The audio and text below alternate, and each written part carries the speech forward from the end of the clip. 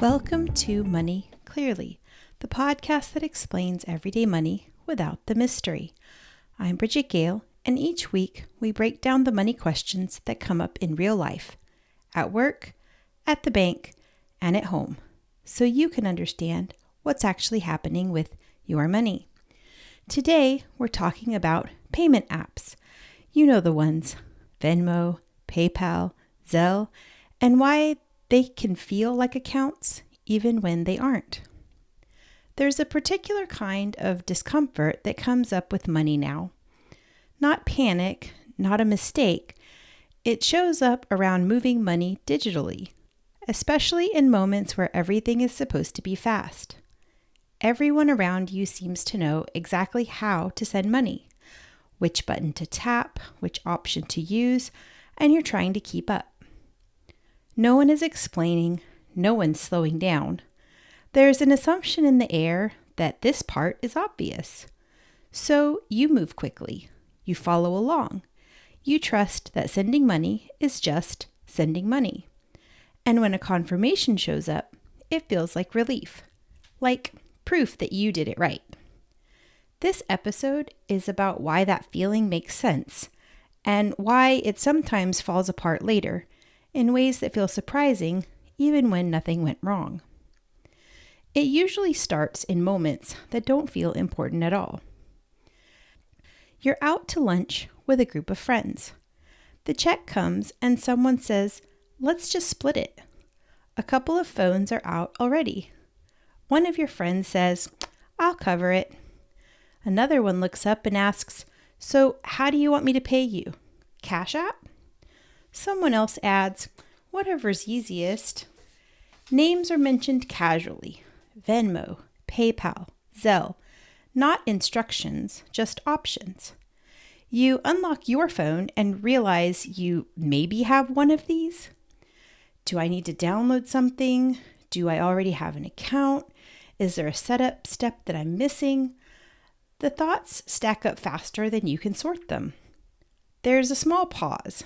Not long, but just long enough to notice. And someone offers another way, a new app that you've never heard of. Someone else shrugs and says, "It all works the same." You hesitate just for a moment because you're not fully sure how this one works, but no one else seems worried. So you keep going. You install it, you add your card to it, because this is the new normal. Because everyone else already knows. A confirmation appears, the check gets paid, and everyone contributed their part. So everyone relaxes, and the conversation moves on. What made that moment feel simple is that most of the time sending money does feel like sending money. You tap, you see a confirmation, a balance updates. In everyday use, different money movement systems look exactly the same. Some of them move money entirely inside the banking system. Others move money around or between systems. And some tools don't move money on their own at all. They act as a front door to an account or a card you already have. From the outside, those differences are invisible.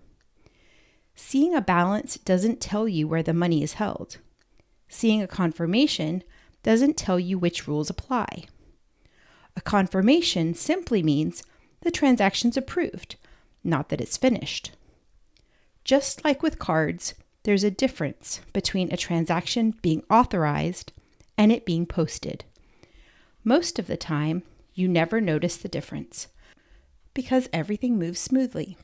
So the assumption that it all works the same is a reasonable one. The differences only surface when you have to look under the hood, when something slows down or pauses or has to be unwound. And when that happens, the confusion isn't because you misunderstood how to send money. It's because the system you were using was doing a different job than the one you thought you were in.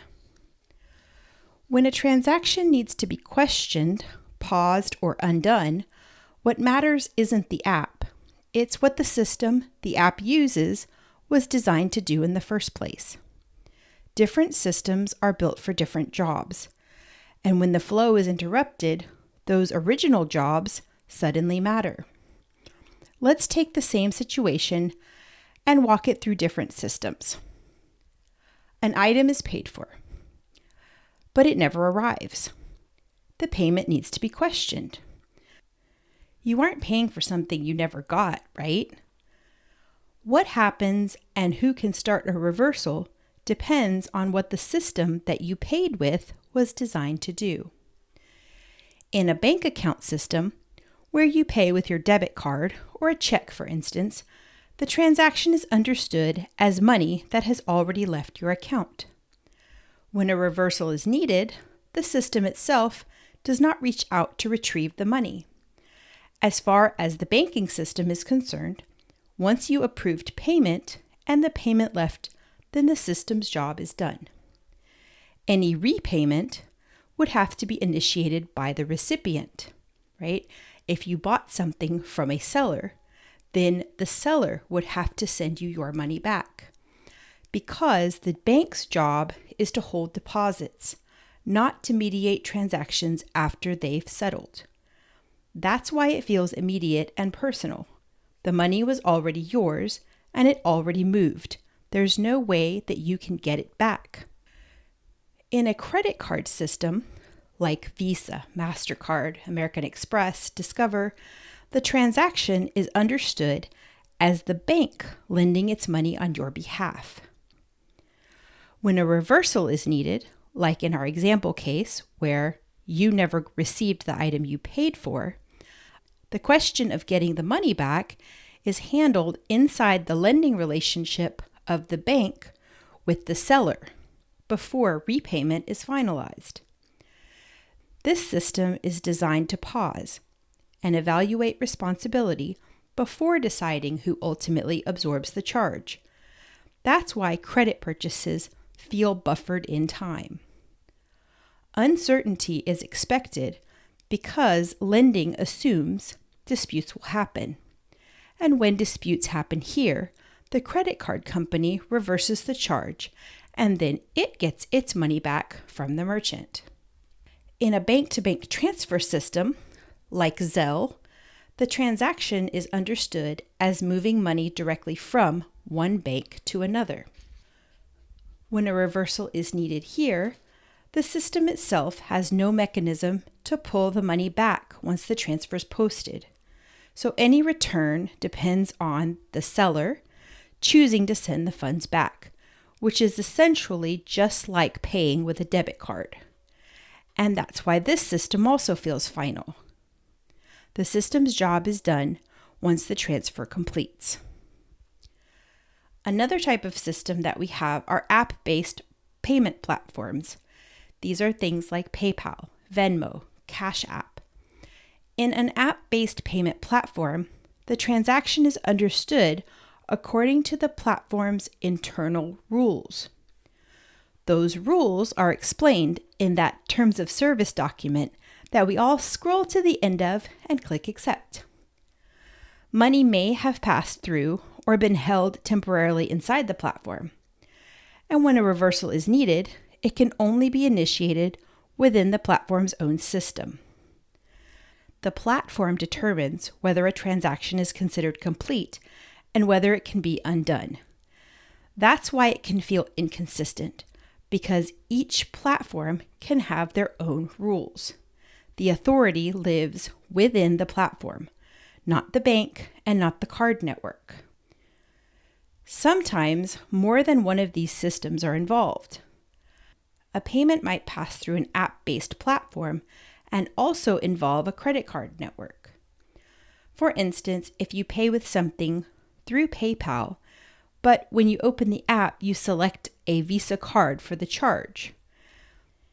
Then, when a reversal is needed, each system evaluates the situation from its own perspective.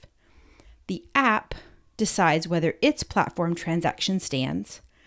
The credit system decides whether the bank's money should be repaid. Those decisions can conflict, not because anyone is confused, but because each system owns a different question. The app platform can decide the charge was completed from its perspective, even if the credit card company issues a refund because you never received the item.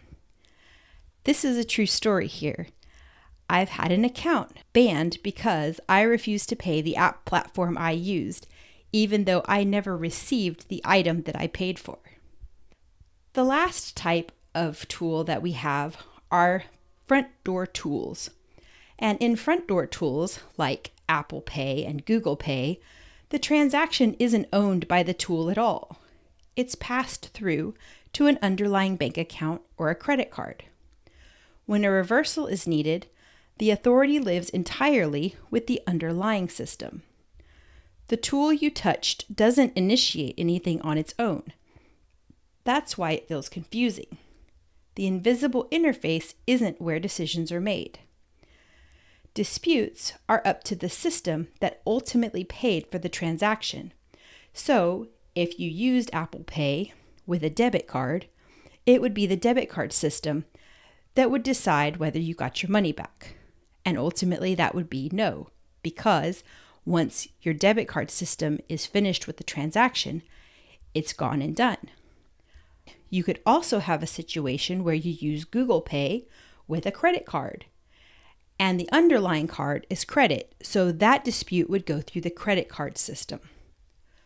The bottom line is, all of these systems can look identical when everything moves smoothly. You tap, you see a confirmation, you move on. The differences only appear when something needs to be unwound. Not because you missed a rule, but because each system has a different answer to the question, who is allowed to reverse this? And there's one more place where that authority shows up. Up until now, we've been talking about moving money. But there's another moment where the systems quietly stop feeling interchangeable. That's when money sits. A bank account is designed to hold customer deposits. When money sits there, it's governed by banking rules, including protections that exist in case the bank itself fails. Those protections aren't about disputes. They're about the institution. That's what the banking system was built for. An app-based platform is different. When money sits inside of an app, often referred to in the app as your wallet, it is not sitting in your bank account. It is sitting inside the platform's own system. That means the rules that apply aren't banking rules. They're platform rules. Those rules live in the app's terms of service. They govern how money is handled inside the platform, including when money can be held, when access can change, how disputes are evaluated, and what happens when systems disagree. Most people never read those terms, not because they're careless, but because nothing about the experience signals that they suddenly matter. The balance looks familiar, the confirmation language sounds final, the app behaves like an account, until it doesn't. This is one of the reasons money sitting inside an app can feel like it disappeared. Not because it was stolen, and not because someone made a bad choice, but because the money is now governed by a different set of rules than people expected when they see a balance. And those rules only become visible when something is questioned, delayed, or disputed. Maybe a better way to think of this is, you've seen that banks are insured, and what this means is that if a bank goes under, then the government is guaranteeing your money in the account, and that if you had money in your bank account, you won't lose the money that you had. There is a limit on this, but for the most part, if you have money in your bank account, you don't worry that even if the bank failed, you would lose your money. In an app platform, that's not the case. There is no insurance that your money will still be there if something happens to the app platform. If they, for instance, filed bankruptcy, then there's no one guaranteeing that you will get the money back out of your wallet from that app. From the outside, nothing warned you that different rules applied, that different authorities were involved, or that different outcomes were possible. On the surface, these systems don't feel any different at the moment that you use them. So when access changes, or a balance is frozen, or a dispute is decided differently than you expected, the shock feels personal. But what's actually happening is structural. The money didn't move into danger, it moved into a different system. And most of these systems were never designed to function like a bank account, even when they look like one. This episode isn't asking you to read the terms of service. Face it, right? That's just too much legal text for any of us to get through. It isn't telling you where to keep your money. It isn't ranking tools or warning you away from anything. It's explaining why where money lives changes which rules apply. Understanding that boundary isn't about being careful.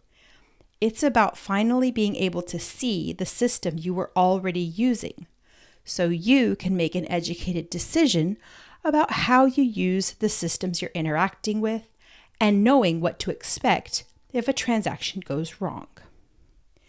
Thanks for listening to Money Clearly. As always, hearing what's confusing helps me know what to cover in future episodes. In the next episode, we're talking about emergency funds.